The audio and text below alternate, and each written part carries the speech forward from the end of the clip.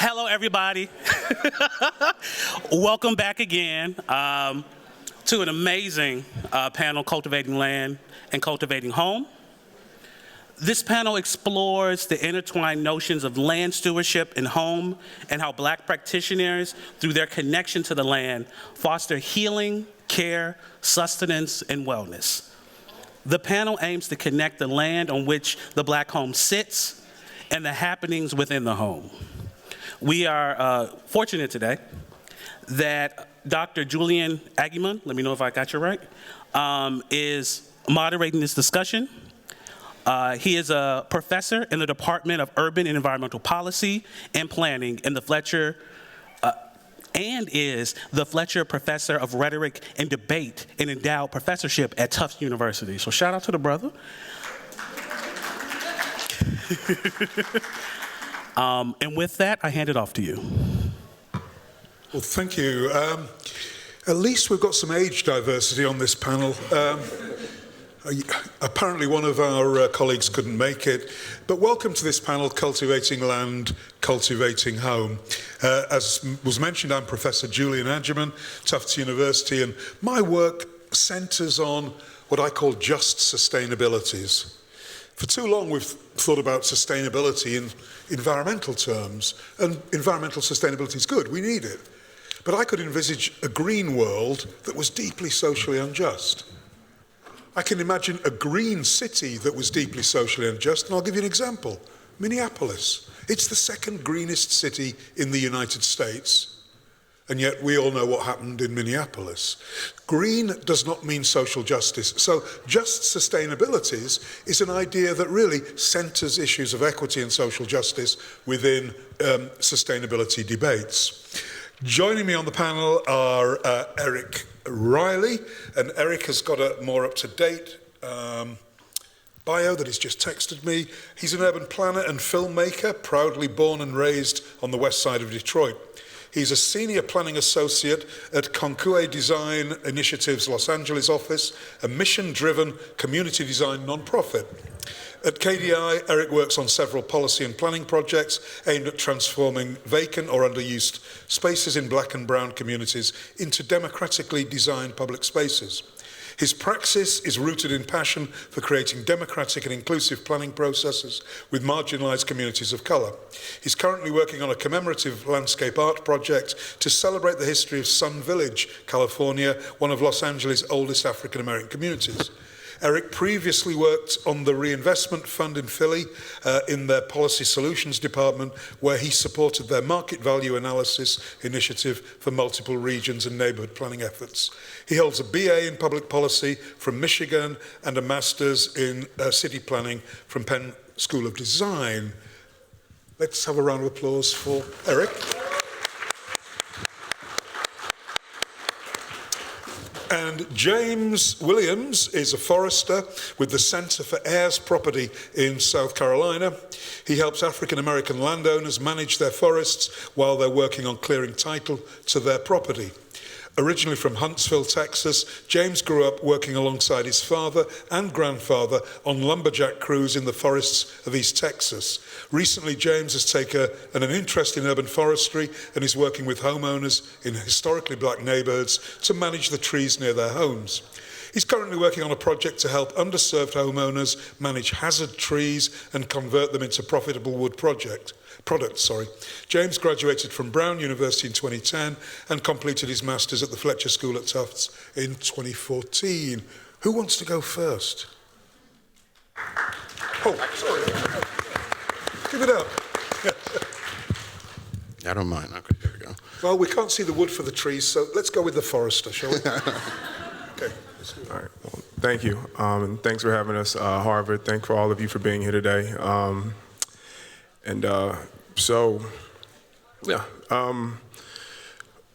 Essentially what I try and do every day is help Black landowners in the U.S. South manage their forest land. And there's two kind of primary objectives when it comes to that. And one of those is how can we make money from these trees? And when you have a large enough forest, you can make a lot of money. You can make a lot of money. And the other is, what are the conservation concerns, right? So, they're not really interested in, making a lot of money. They've only got 10 acres, 14 acres, what have you. And so it's, what can we do to maintain this forest and make it as healthy as possible long term? And so I meet with them, they meet with their families. There we go, there's me, an old picture of me. That's actually the first paper mill where I worked. It's in Rome, Georgia. That is Marjorie Taylor Greene County, for those of you who don't know where Rome, Georgia is.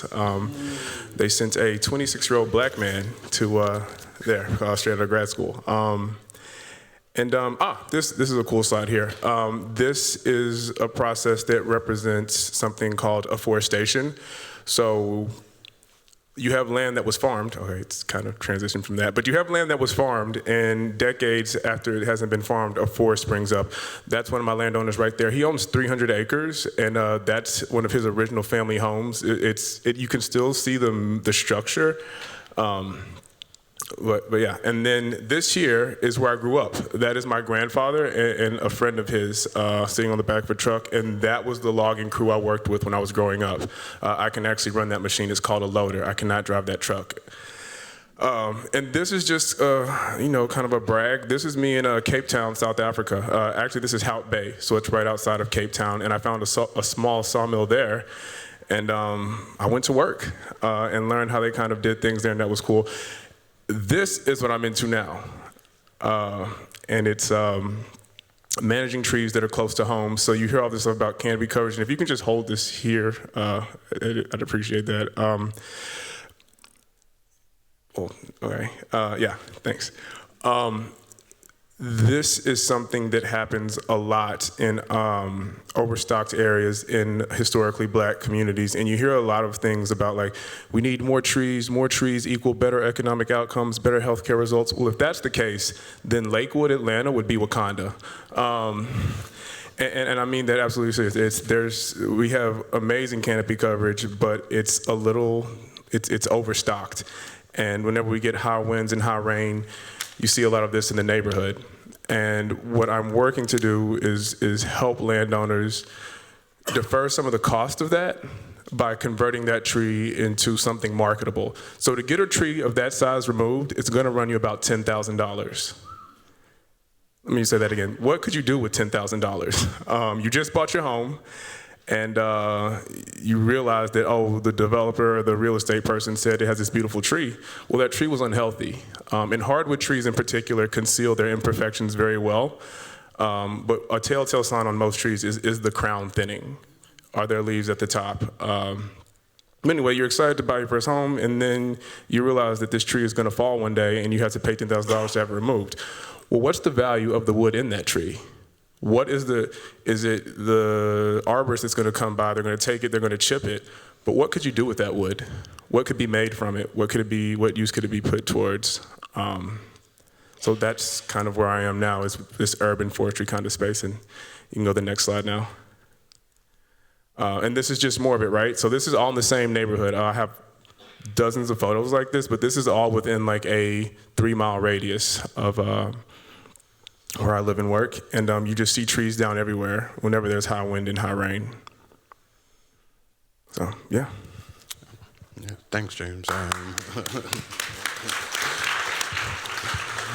I'm mostly going to talk about one project that I've been working on for like 3 years, and then I think I wanted to start off with that picture of the founders of this park called Jackie Robinson Park, of them planting a tree, because I thought it connected me and James. But the project specifically has been my firm, KDI, working with the County Parks Department to create a new public monument at Jackie Robinson Park in Sun Village. So Sun Village is around 2 hours north of LA proper.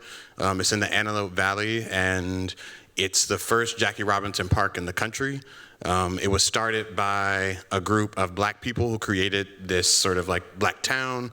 These are people who were displaced from Texas and Louisiana, came to LA proper, were displaced again due to the redlining, racial covenants, and then fled to sort of the valley for a lot of the stuff I think James was talking about, access to land, access to, nature that they could access on their own terms.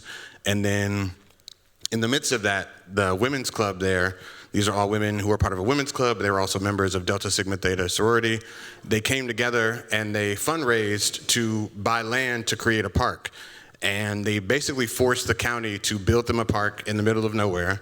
And one of them was also connected with Jackie Robinson because he was from Pasadena, and they had him come and open the park for them. This is the park in 1965, around the time it was open, or 1968. And in the convening, 50 years, the park, besides getting some more tree canopy, has basically gotten no investment from the county. And this incredible story of these black women that came together to basically birth this space out of nothing, and sort of I think this idea of the black home, and then transforming the land into a new home that was not told outside of a rusty, dusty closet that had some pictures. The county wasn't doing anything to tell this story of how the land was transformed by these black women. And so they brought in us to do what I think is the central, my central mission, which is creating a process for people to transform spaces and land on their own terms. So for the last 2 years, we brought on an artist named April Banks, who does these black figurative sculptures, to talk with a lot of the elders in this black community that is very slowly starting to be erased, and capture their stories, but then also capture this larger dynamic of black people being displaced in Los Angeles. And with that comes a displacement from the land. So some of these pictures are just from us being at the park. The park has these incredible Juneteenth celebrations. It's really this time where black people are all flooding from every part of California to the middle of this desert just to kind of remake the space in their own image. And we've been trying to figure out, how do we take this alchemy that's happening with black people taking over and transforming the land, and put that into a piece of art, and put that into something that'll not just be static but kind of evolve. And that's just been us for the last 3 years, having a lot of meetings, having a lot of discussions about what people want to see. We haven't finalized the design just yet, and April is still working very actively, but I thought it was something really a good thing to share, how process can be just as important as the outcome. And so some of these other pictures you'll see will be some of April's work, and then also just what we've been doing for the last couple of years. And I think it kind of ties to what both James and what Julian, you all were talking about, as far as I don't know, how do you give people the power to shape their spaces on their terms, and then making sure that they understand the power that they have, or that is around in the land that they have.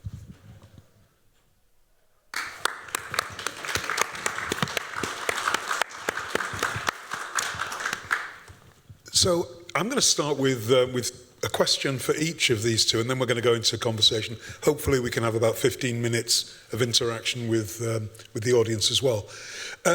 So, question first to James. Good friend of mine is a woman called Carolyn Finney. If anybody has not seen her book, Black Faces, White Spaces, African Americans and the Great Outdoors, you need to see that book. The whole story, she didn't get tenure at Berkeley. I wrote a letter saying that this book was a definitive book, but the establishment and atypical African-American female scholars. So that's a whole nother story. But in the book, she really made me think about African-Americans' relationship with trees. I'd never thought about this. And I remember I was flying on a plane and reading this piece about trees and African-Americans. And look, one of my degrees was in botany, my undergraduate. I love plants, but when I read about the horror that trees can represent, it made me think more. And what do you get in your, work, James? I mean, you work with people with trees. I mean, do you get anything of that unease that trees can cause as a result of, lynchings in the South or other places? It's interesting you asked me that question. I very recently saw a tree that looked like it was cursed. I've never seen a tree with this growth before. It has this very irregular twist in the trunk that's spiraling out. No one had put any barbed wire in there. And it was on this land that was owned by this family. They're still trying to clear title. But I think forest can represent many different things, right? As a kid, we were told stories about don't go out there are these things. And then obviously, the songs and the stories of lynchings in this country. So there is this odd relationship, but there's also another relationship that trees provided for Black people. And what I mean by that is that this forestry and logging and lumberjacking were jobs for Black people in the U.S. South. And oftentimes we think about lumberjacks and loggers as this redheaded guy in a flannel short in the Pacific Northwest, but it was people who looked like you and who looked like me and who looked like us on this stage, and it was my family, and it's how they provided. From tapping turpentine from pine trees to actually removing standing timber and getting it to a mill. And I'd like to say this. Coretta Scott King's father owned a sawmill, and this is something that's not talked about enough. Her father owned a sawmill that was burned to the ground because it was very productive, and Black loggers and lumberjacks were hauling to him and not the white sawmills in Alabama. So what happened? They burned it to the ground. Thank you for that. Eric, I took a look at the website of your company, and it was, looking at the team, it was the ideal team. I so much work and talk to urban planners, and they're all white. Your team is diverse. How much does that affect the kind of work that you do and the outcomes of the work that you do? A lot. The only reason I pause is because I think, one, that diversity has been like hard fought, but then also, so my firm was started from a group of GSD students that were here like 15 years ago. It came out of like a research studio project in Nairobi, Kenya, and has sort of like grown into this firm in LA and also inside of Kenya. But a big thing that as long as I've been there, which is like 5 years, is trying to push for not getting a bunch of people of color who all have the same training and have all gone to the same institutions, and we bring the same baggage and the same ideas. And so a big thing for us, I think I heard this in one of the other panels, was like hiring people who are locals, people who are, have been in California. And I think especially when it comes to like the Black community, I think the figures are like a little, the 2020 census is still like, settling down or whatever, but I think almost every historically Black community inside of like Los Angeles proper that we think of as sort of like Black communities are now no longer majority Black. And all those Black people have been displaced into Moreno Valley or the Antelope Valley, Lancaster, Palmdale, all these different places. And so for us, it's sort of like making sure we have a diverse team, but a diversity that actually is about, representing the spaces that we're going to work in.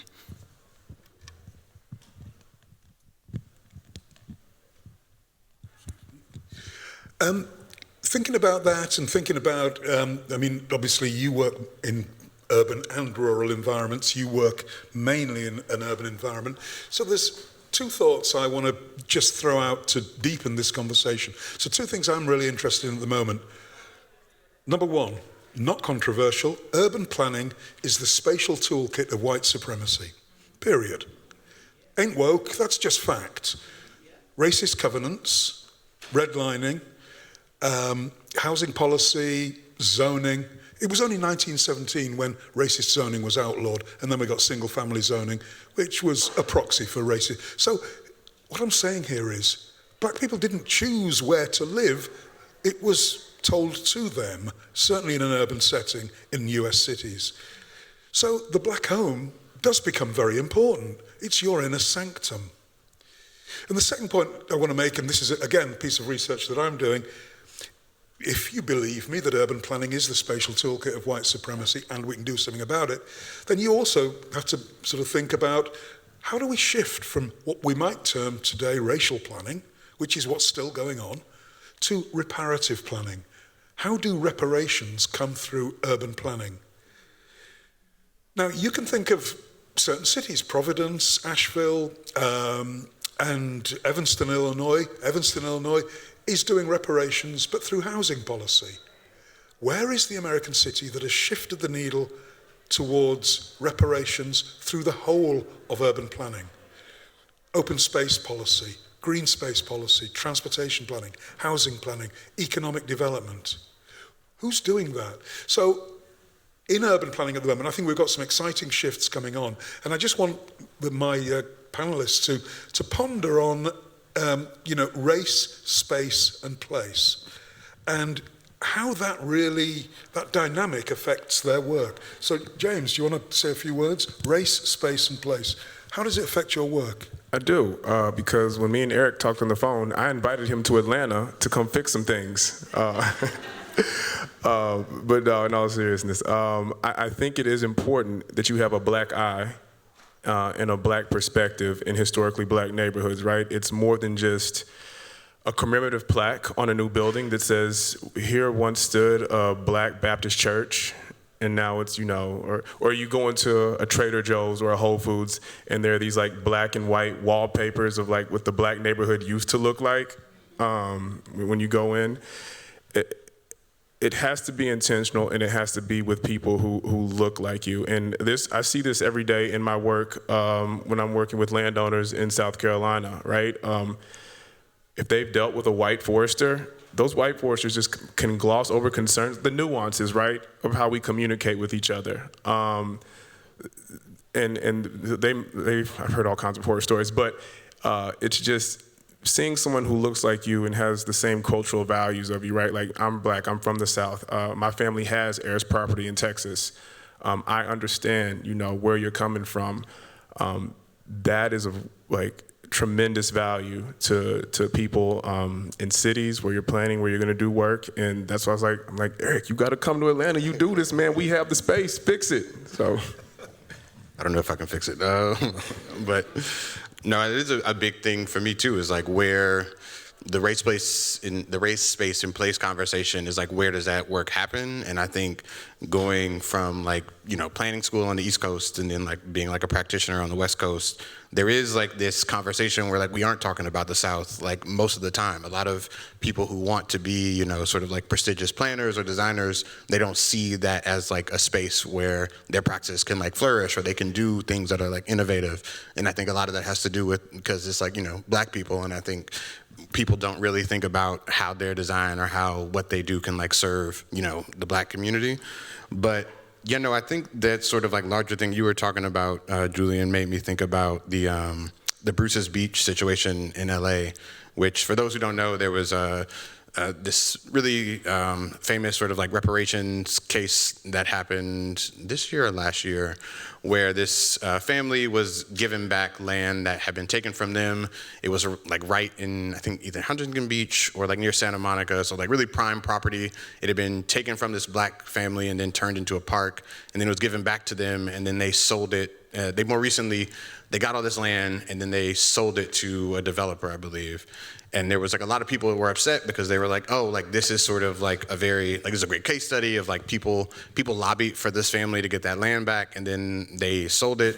And I think people were really frustrated, but I think it was sort of speaking to this thing of the outcome versus the process for me, which is that, it can't just be just about giving the land back, or I think James, when we talked earlier this week, and we were it can't just be about just planting trees everywhere and with no consideration to where do the trees go, what's the all that type of stuff. It kind of has to have, you need that scaffolding and support around anything that you're going to do that's supposed to be reparative, that's supposed to be sort of longer term sustainable fixes. And so that's the main thing I think about when I think about how is planning going to have any type of reparative, fixes for the legacy that we sort of carry with us as planners. Great, thanks for that. Sort of continuing this idea of these spaces for discussion about race, space, and place.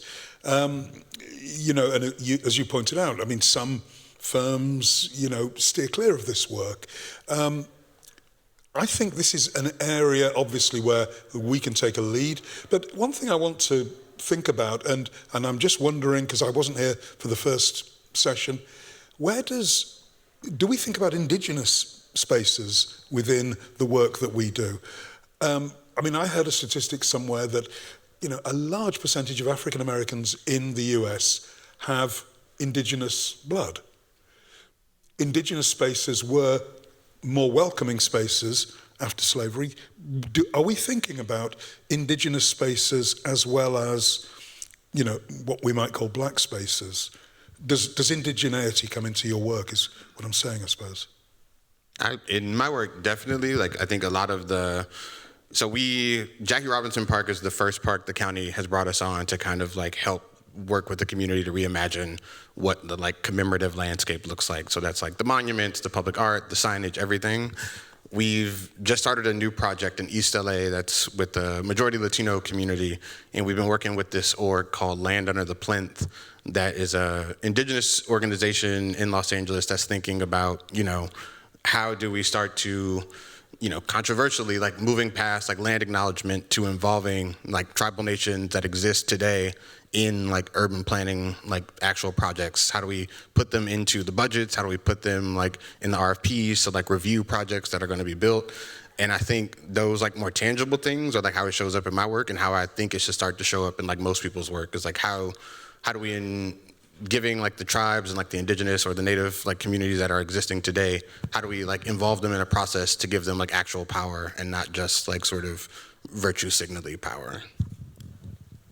And for me, recently, I was on a call recently and we were having a conversation about land management from a Native perspective, right? So Native Americans here long before we were, what was their interaction in relationship to the land and what practices did they implement that we're not doing today, right? Corporate forestry is a beast. It's literally designing a forest just to be harvested. But how did you have, you know, so many people living here for centuries, maintaining the land and living well without, you know, destroying the ecosystems as we've seen over the past 200 years? You had, I mean, I'm talking about forests, but I mean, grasslands that are beyond repair at this point, that existed for so much longer with like a huge population of people living here. So I think when we think about indigenous peoples, we can think about what lessons we can take from them and how they lived on the land and lived with the land. Can we just go back to this slide of the public space that we had? Yeah. One of the biggest talking points in urban planning at the moment, and planning generally, is what's called placemaking. It's placemaking. But let's unpack the word placemaking. Who's making place? And whose place are we taking when we're making? One of the big things that I'm interested in is the way narratives are constructed. And the word placemaking is arrogant. In some ways, it says, well, your place isn't very good, so we're going to make a real place here. And who's the we that says that? Some people use the concept of place taking. And so I just want us to, you know, think about narratives, because I think, you know, the land, the home, it's all about narrative. And I want to give you two examples of the ways that we can change narrative. We can change narrative, obviously, by thinking about the terms that we planners bandy around, like placemaking. They are loaded. They're absolutely loaded. But I think of Mayor Wu in Boston. She doesn't have a chief of economic development. Does anybody know what Mayor Wu calls her chief? It's the chief of economic inclusion and opportunity. Very simple difference, but a huge difference. Chief of Economic Development passed black communities by in Boston and elsewhere. But when you start talking about Chief of Economic Inclusion and Opportunity, you are automatically opening up a whole nother discussion, okay? Similarly, 2010, in Boston, we had the Office of Food Initiatives. 2015, under Mayor Walsh, we had the Office of Food Access. We now have the Office of Food Justice under Mayor Wu, upping the narrative, upping the ante. So let's just think about, in our work, how do we center narratives that people can grasp onto, rather than ones that just push them to the side? I mean, it's a difficult question, and, you know, I am a professor, and, you know, this is like your exam period. But can you just think about narratives and the importance of us reconstructing narratives? Because if not, if we can't reconstruct narratives, we're not going to move very far. I think the first thing that popped in my head, being from Detroit, was like, for a long time, people would say like, there's no one there, but I think what they meant was there were no white people there. And so, you know, the city that was like, you know, 90% black and had, I think when I was growing up there, like 700,000 people in the population, which is like bigger than a lot of American cities. it was just this subtle like narrative shift of like, you know, the city is only a city and it's only important when it like serves white people, or like when it serves its like suburban like sort of context. And I think the stuff you're talking about with Boston is sort of like renaming like the different departments speaks to that too. Just like who are we talking about when we start to like frame these big narratives? When I was in planning school, there would like be this thing of like, oh, we're going to like the Black community, but like we never talked about like going to like the white community, like all these like subtle ways that we would sort of like build into like we were going to be practitioners that were going to be working with people, but like it was a very like sort of like patriarchal relationship that I think most planners have to the communities they work in, and I think a lot of that has to do with like the narratives that they have about the community. Can I kind of run with that? Yeah. So I think that also plays into tree planting in lower income areas. So I was in Brooklyn a couple of weeks ago, maybe 2 or 3 weeks ago, and for those of you who've been to Brooklyn and have seen Park Slope, the trees there are very nice. Same age class, very healthy. They block the sun in your brownstone, but you know they want the trees, so they have them. But they roll the streets nicely there. And if you go to somewhere, a lower income area of Brooklyn, what do those trees look like and who put them there? And what is the survival rate of those trees? We see this all the time. A nonprofit comes into one of our neighborhoods and they're like, we planted 500 trees, hooray. And they took all these pictures and there's like golden shovels. What's the survival rate of those saplings? Are they there in 1 year? Are they there in year 2? And are they there in year 3 when they would be an established tree? I can tell you I can't tell you actual statistics. Most of those trees don't make it. And so what's happening in 3 years?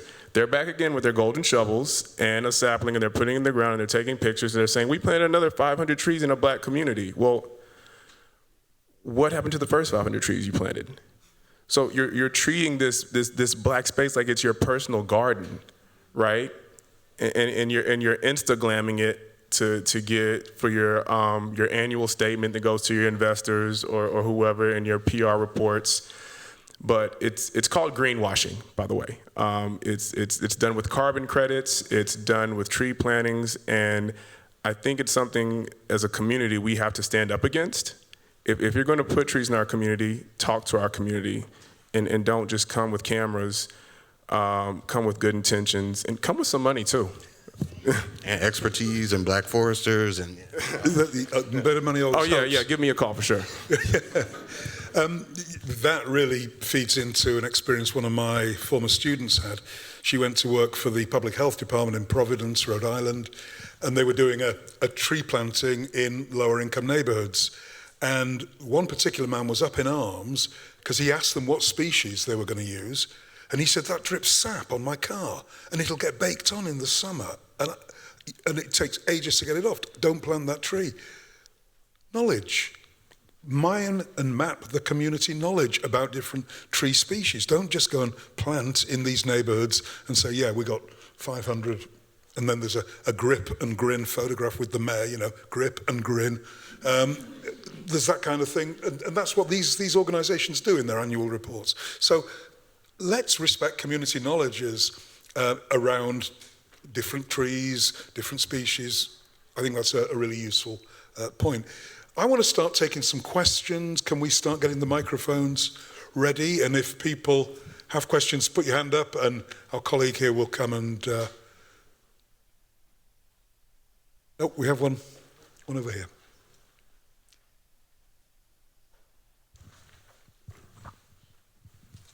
All right, thank you all for sharing your expertise with us today.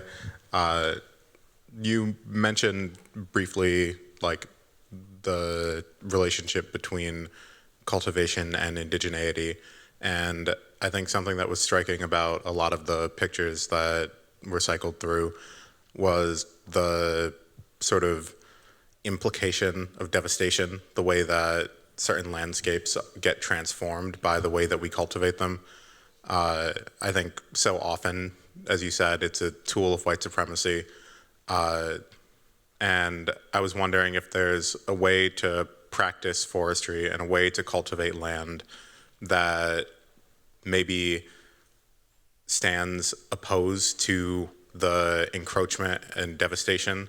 I'm thinking specifically in the register right now of the Stop Cop City movement, how the forest has become a sort of battleground, and the gains and losses that are made, the movement of that line in that battle is very telling of the advancement of white supremacy in the form of police violence, but it's being carried out on the landscape of land. That's an excellent question, and I actually live about 15 minutes away from where they're going to build Cop City. I could ride my bike there, in about 10 minutes. So, yes. So I think there's my idea is this: it's very difficult to build an entire forest ecosystem in a place where you have humans, right? So this idea is that we need more trees, we need more trees, we need more trees. Yes, we absolutely do, but are you willing to do what it actually takes to have that? Are you willing to, not maybe build a bike lane? Are you willing to not have that new development and leave this park and leave this green space? Because this idea is we can mix it in somehow and make it work. Yeah, you can, but it's tricky, right? And so it's a very difficult, and I'm glad we're at the School of Design, maybe someone has the answer to this. It's very difficult to build a forest in a city or a city in a forest. I think you got it.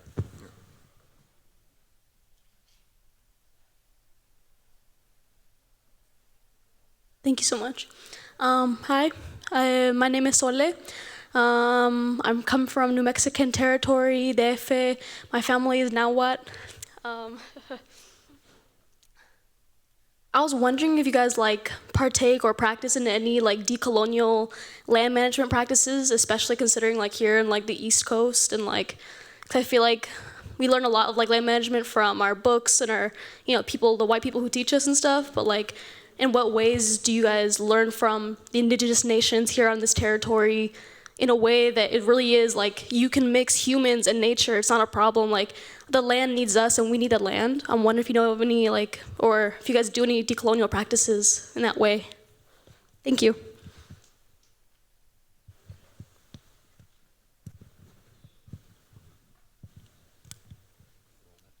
No, I just want black people to work with their trees more and work in their forests more. Well, one interesting thing there, I've just been in New Zealand, and, don't get me wrong when I say this, but the Maori, I think, are probably the most fortunate indigenous group. Okay, they suffer all kinds of hardships, but at least they have a treaty that details governance and sovereignty over land. If you study for a master's in land management, resource management in New Zealand, you have to do classes on Maori cosmology. If you study resource management here in the US, do you have to study what the Wampanoag or the Massachusetts or the Lenape did? No. That's up to the professor. If your professor's hip and turned on and believes you should be doing it, then you do it. In New Zealand, it's required. So what I'm trying to say is we need a conversation nationally at the state level about indigeneity, about sovereignty and governance of land. And we need to think about, how, for instance, when I first came to Boston, I was amazed that the only representation of indigenous people that I saw was the sachem on the Commonwealth flag, the derisory sachem on the Commonwealth flag. There was we have erased the presence of indigenous people from the streets, the parks, the places, whereas you go to, again, in New Zealand, there are spaces that you can only be invited into by Maori people. These are places called marae. These are meeting houses, third spaces where people can go to talk. So we are so far behind that I'm not sure that anybody, any school or any organization is doing purely decolonial or indigenous land management practices. I hope I'm wrong, but when I think about Soulfire Farm and I think about some of the farms, I know that Leah Penniman is doing great work there, and I think they are using decolonial practices. But I do want to give a shout out, to one of the top restaurants in the United States. It's in Minneapolis, and he's a Native American chef, and he'll only use products that were in the United States before colonization. I think that's a really interesting thing, and it's interesting that he's now one of the top chefs. So, but great question, and if anybody knows of any university degree course that is looking at or has a class on decolonial land management, please let me know. UBC, University of British Columbia, has a course on Indigenous urban planning, and that's about the only one I know. There's a great school in Atlanta. It's called the Morgan Oliver School. It's a anti-racist school. That's in their, I think that's in their charter, but they're founded as an anti-racist school. And a lot of the things they teach do give recognition and acknowledgement to Native teachings, African-American traditions, and yeah, so it's in Atlanta, Morgan Oliver School. And I know the University of Oregon, too, their landscape department is starting to incorporate more like Indigenous scholars and taking that more seriously, but that's the only landscape program I can think of.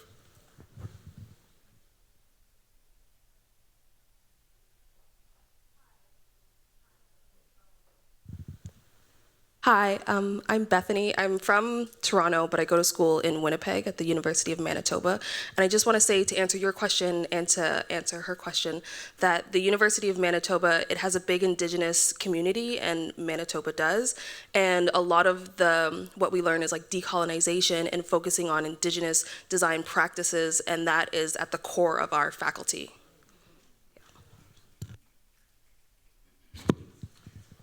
I think, I mean, in Canada, people, you know, you are taking things much more seriously. I spent a year at McGill on sabbatical, and I came back from that and then started to introduce a land acknowledgement on my Tufts email. Other students, even some deans, started doing it. Now we have a Native American Centre along with the African American Women's and Asian American Centres. So change does happen, but we are way behind Canada on acknowledgement and even the critiques of acknowledgement, because as you know, there are critiques of land acknowledgement. People are now feeling they're perfunctory, they're just performative. What's the real thing that's going on? But yes, I think Canadian universities, like I say, UBC, Manitoba, McGill, there's some very progressive things going on there. Thank you. Hey, what's going on, y'all? My name is JT Flowers. I had the privilege of working for the Albina Vision Trust. We are a restorative redevelopment entity based in Portland, Oregon, and our goal is to redevelop 94 acres of black joy and black abundance in the heart of what was once home to 4 out of 5 black families in the city of Portland. So one of the things that's at the core of our work is this notion of reconnection to the river. This is 94 acres of prime center city real estate right on the waterfront. We had train tracks built through there. We had freeways. We had stadiums, parking lots. One of the things that I think is often lost in these conversations about land management and urban planning is that we as black folks, I'm black, I'm also Native Hawaiian, but we as black folks have an indigeneity of our own, right? We were taken from a place and dropped into another. So I'm really interested in hearing y'all thoughts on how we can not only tap into the very necessary set of Native tribal management practices, or land management practices, excuse me, that exist here in North America, but also how we can incorporate African land management practices and practices that are native to our people and reimagining what it looks like to build a future in urban spaces that's also interconnected to the land in a way that we haven't ever really had to see before. I'm going to take that one really quickly. On the slide deck that you saw, with me with my cruising vest, and I was out there with Kofi. Kofi's a forester from Ghana. And we were out there. He was just visiting the United States with the U.S. Forest Service, and I know the woman who was hosting him. And so he wanted to see what heirs property forest land looks like. And so he comes with me, and the first thing he does is he paces out the tree spacing. We use something very different, but he paces it out, and he's like 10 by 10. And I'm like, what does that mean? He's like, that's your tree spacing for this species. And I'm like, oh, and so now all of a sudden, whenever I go back and I'm looking at tree spacings for replanting or where I'm working, I can now use that same technique that he used. So there is the exchange. It's just finding someone what you do from, you know, the continent and bringing them on this side and say, hey, look, let's talk. I think the only other thing I would add is that our home office is in Nairobi, so we do like an office exchange every year, and like the landscape designers there have a lot more leeway than we typically have in like the US. So like they're like some of like the most incredible like advisors, but also just like design brains like on this planet, helping us like figure out like how are we going to like design this park, how are we going to like shape this plan. And I think it, like you said, it always like comes out of like left field from any of the stuff that we've been trained to think in the US. And I think it's like an invaluable resource, is like trying to connect back to like that sort of indigenous like lineage of like how we plan, how we design. I'll go first. So, don't waste time. I hear what you're saying about New Zealand. I worked a lot with Sir Geoffrey Palmer, who was the former Prime Minister, but I caution we need to be careful that we don't over-romanticize some indigenous practices. The Maoris are hard on women, and that's all I'm going to say about that, because that's not the point I want to talk about. But that. And I think the world, Jacinda was fabulous as a prime minister, a tremendous number of things. Iowa has a partnership with New Zealand because we're both the same size. We all have a lot of lambs, all that other stuff. But let's take measure to what is healthiest for all of our people from a community. That's all I say about that. And I just want to give one quick example because it's kind of comical, but it's really sad and it's really true. One time I was flying back home to Iowa. We were going to land in Cedar Rapids. And this little white boy was there. I'm old enough, I can get away with saying things like that. So this little white boy was sitting next to me. He was a pharmaceutical rep of some sort. And he looked out the window and he said, wow, look at all this undeveloped land. And I put my hand on his shoulder, because, you know, you get to be grandmother's age, you can do stuff like that. And I said, sweetie, it's perfectly well developed. It's just not paved. We have such an ingrained mentality. I mean, most people who wax on about Crispus Attucks don't realize he was a Wampanoag Indian. So we have so many layers of the epistemology and the language and the frames that we use reflectively. So your points are incredibly well taken. We need to push in, re-examine, and redefine. And I always use, at least for me for 20 years, remember means when did we consciously member? And we need to be our own memberers so that when we remember something, we aren't remembering something that is toxic and negative and bringing that forward what we do today. And have you ever worked with Enviva? I'm curious. You know, me and Enviva have had conversations, and I like some of the stuff that they're doing. I know they kind of get some backlash, but they really are fairly sustainable from everything I've seen so far. I don't dig too deep into what they do. Enviva's a biofuels company. They make wood pellets, which is a whole nother amazing dimension of forestry.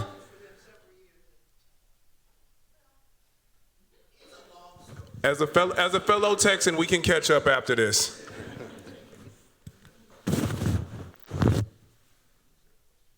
Right here.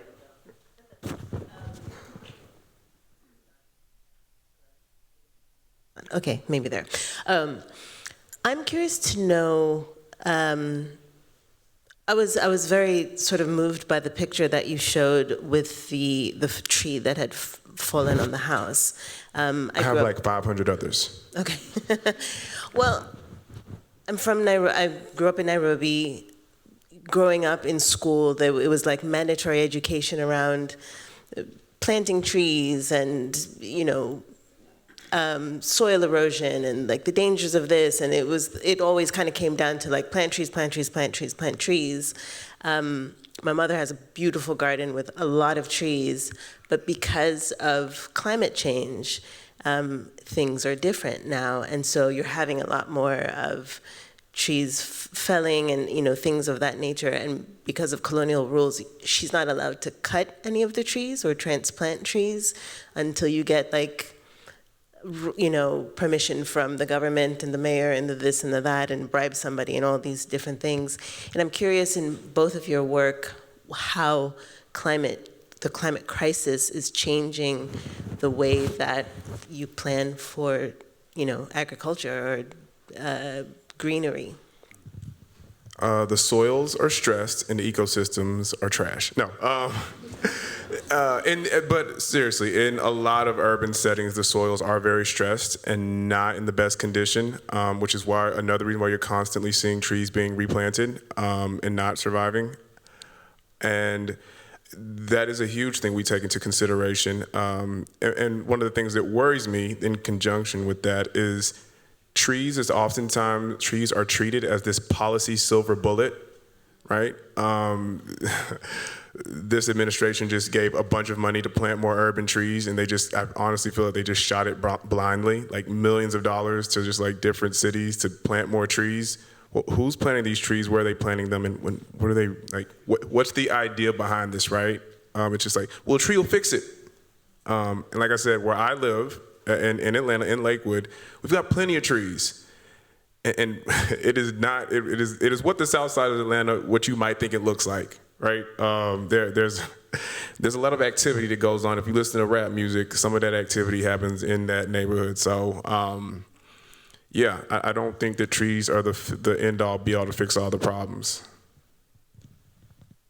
I think I'd just say, like, for the Sun Village case study is just one thing that's been happening while we've been having these conversations at the park. I don't know if that one aerial you can kind of see is like this green park in the middle of a desert, and there have been, when we started the engagement and like all the workshops that we were doing, there were wildfires that were historic. It was like during a drought in California, and I think there's this like dual pressure of like sort of like Black stories and like this idea of like a Black space, being erased and disappeared culturally, but then also this like very existential, like, the valley might one day be too hot. Every meeting we had, it was like 100 degrees. It was like 90 degrees for one meeting, and like the older like Black women were like, oh, this is the coolest day we've had in a year, like whatever. So I think it is this increasingly like dire sort of like situation that our work is starting to have to deal with.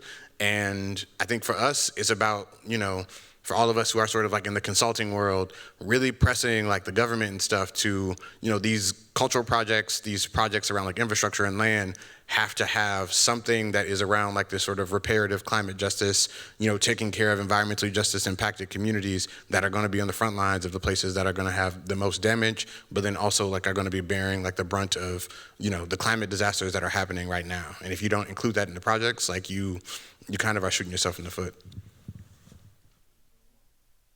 Yeah, let's take one more.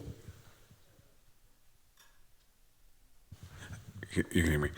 I just wanted to make a comment and thank the three of you, but it's a larger, I think, beautiful thing at this conference that we have sort of a kind of interdisciplinarity, for lack of a better word, even for this panel.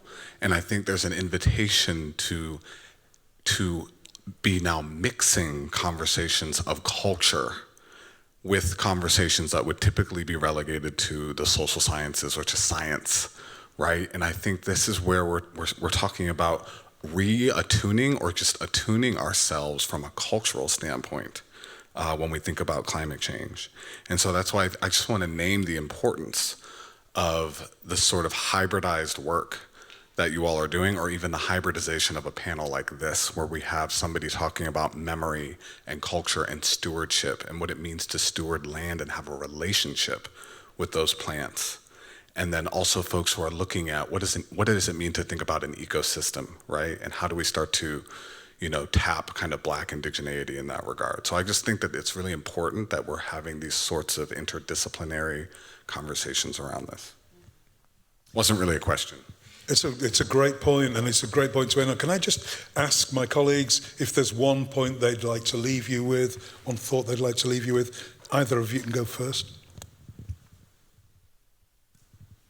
You said it all, James. No, I can just be quick. I would say trace your family tree, find out if you have land in the South, find out if you have relatives still there. I don't care how distant they are. Find out if your family still has that land, if you have some claim to that land. Mavis, raise your hand.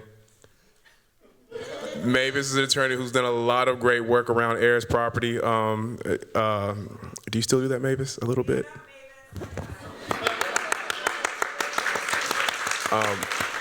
We talk about building the black home and having the black home. It doesn't have to be in Brooklyn. It doesn't have to be in Philly. It can be where where your roots are, where your people started when they came to this place that we call America. So I think just research a family tree, see if you have property and family land in the South, and learn how you can reconnect with it. And just to echo everything that James just said, I think talking with older black people about how they have not only like shaped the land, but also have been stewarding it for years. Some village, we wouldn't have known about that story if it wasn't for a group of 3 black women who kept every picture from every part of the park, who have been cataloging and archiving and talking about the land and telling it to everybody for the last 50 years, but have only now started to get, you know, some shine and listening from the county. So I think talk to older black folks, they know what they're talking about. Let's thank the panel. Thank you.